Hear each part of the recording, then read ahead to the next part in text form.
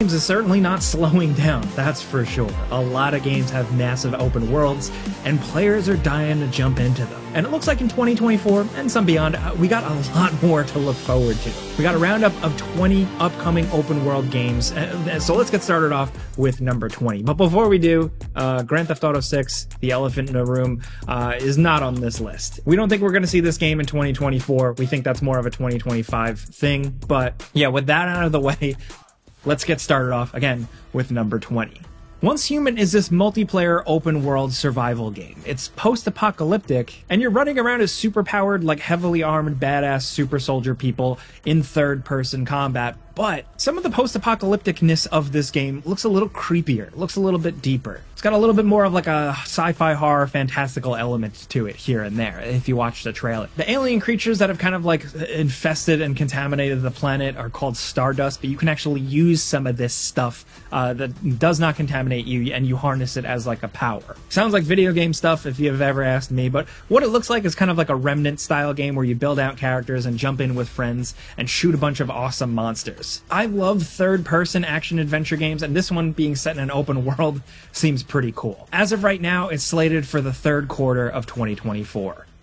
Next, over at number 19, we have Skull and Bones. This is Ubisoft's big, open, multiplayer pirate game. You're going to be able to sail the high seas in a completely open environment and make your own pirate and live out your pirate fantasies, alone or with friends. This one has been in the works for like a decade, it feels like, and we're finally seeing it this year. We don't know how it's going to be, but if you ask me personally, I always think the more pirate games, the better. Sea of Thieves is cool, Assassin's Creed Black Flag and Rogue were awesome, so let's have at it. We'll judge it for ourselves when we get our hands on it soon, actually, finally. February 16th, 2024.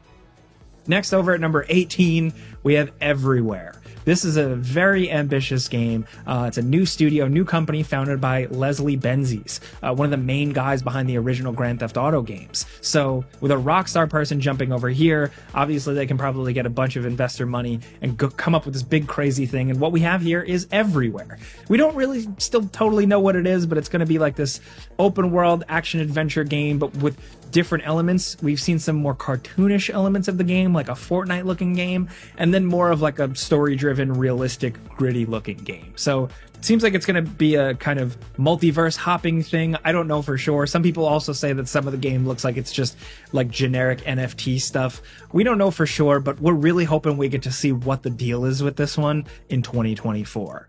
Next, over at number 17, we have Stalker 2: Heart of Chernobyl. Now, this one has been in the works for quite a while, and people are excited because it's a follow-up to the original Stalker games, which were incredible and genre-defining PC games. There was nothing really like them when they dropped on PC. So we're really hoping that they live up to that pedigree, but also what we've seen so far just looks awesome. The visuals are great. The weapons, the mysterious nature of everything, using science. It all just seems really cool and really different compared to other things in the market right now. Being out in the zone again and exploring is something that we're really looking forward to. And it's been delayed a lot, but as of right now, it is releasing September 5th, 2024. Next, over at number 16, we have Project Mugen. This one is weird. This is like a hybrid of like a Persona, Genshin Impact type of thing in this big open city environment where you're running around, engaging in over-the-top combat, doing stuff with your own seemingly created or customized characters, and swinging around the city like Spider-Man. Like, it straight up looks like Insomniac Spider-Man. But besides that, it does seem like it has a lot to offer in the combat department and the exploration. There's lots of different ways to traverse, like riding little scooters and cars, and the destruction and action chaos does look pretty cool. We don't know if we're going to see this one for sure in 2024, but the speculation online has been late 2024 or early 2025. Next, over at number 15, we have Avowed. This is Xbox's next big RPG from Obsidian, the people behind stuff like The Outer Worlds and, of course, Fallout New Vegas. So they really understand this type of RPG. And this looks like their version, their spin on a fantasy thing. Some would say it's almost like their Skyrim. So if you're looking for something like that, and also the talent of Obsidian, Avowed looks pretty sweet. It's technically set in the Pillars of Eternity world, but like it just looks like it's this big, fun, open fantasy thing. And we're looking forward to finally seeing it in 2024. Next, over at number 14, we have Enshrouded. This is like a survival crafting action RPG set in a sprawling voxel-based open world. It's like a whole continent, and you're exploring, doing your thing, either alone or with other people. There's a real emphasis on character building and action combat, aside from just the survival RPG stuff you'd expect, and it seems like it's pretty cool. There have been some rumblings about this one being pretty sweet, so we'd say keep your eye on it. If you like questing, killing, surviving, building, Enshrouded might be for you, and it's releasing in early access January 24th. Next, over at number 13, we have Where Winds Meet. This game looks absolutely gorgeous and made a splash when it was revealed because it just looks like a good open world adventure. You're running around, you're questing, you create your own character, and the open world you're exploring, either on foot or on horseback, just looks really, really gorgeous. We don't know what the main gameplay hook of this one really is yet, but we're hoping to learn more about it in 2024.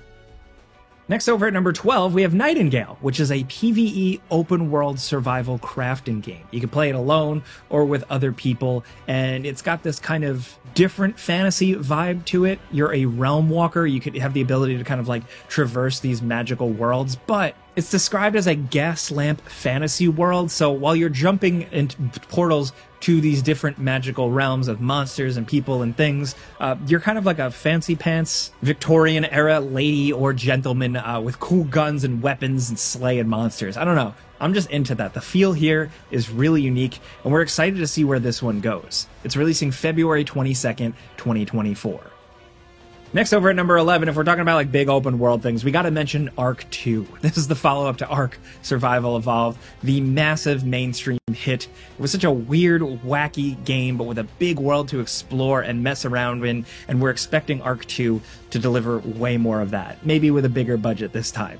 This one has been in the works for a while. Vin Diesel is apparently also working on it, and he's in it, and we're excited to see more from it this year. We think it might even release this year. We don't know for sure, but people have been loving Ark on PC for years and years, and then a couple of years later on console, so we're excited to see Ark 2 really keep that momentum going.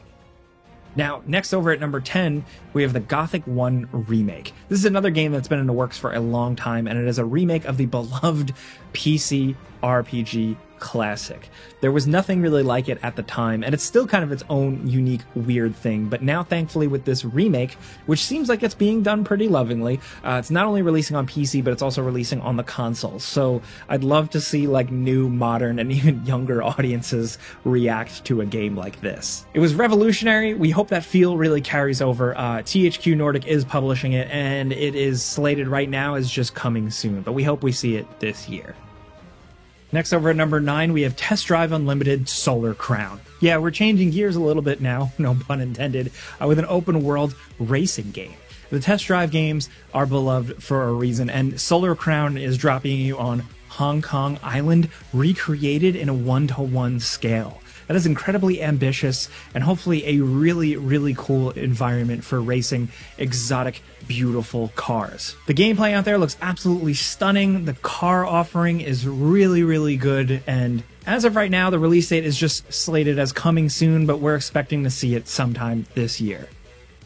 Next, over at number 8, we have Rise of the Ronin. This is the next game from Team Ninja, the people most recently behind Nioh. But this time around, they're going for like a 19th century war-torn Japan open world, where you can see different clashing influences in Japan, a lot of cool exploration on horseback and via like a flying machine glider. This game just looks really, really cool. Yes, it's another Souls-like game. There's a lot of them nowadays, but this one looks a little bit different. Not to mention the fact that it seems like they're really emphasizing storytelling this time around. I'd love to see what kind of story Team Ninja can tell here. It seems like they're hyping that up. The trailer features a lot of story stuff, as well as cool action and open exploration that you'd expect, of course, but I'm just glad this one finally has a release date. It's releasing March 22nd, 2024. Next, over at number 7, we have Hyper Light Breaker. You probably know Hyper Light Drifter. You probably love it, but Hyper Light Breaker is like a whole different beast. I mean, look at this thing.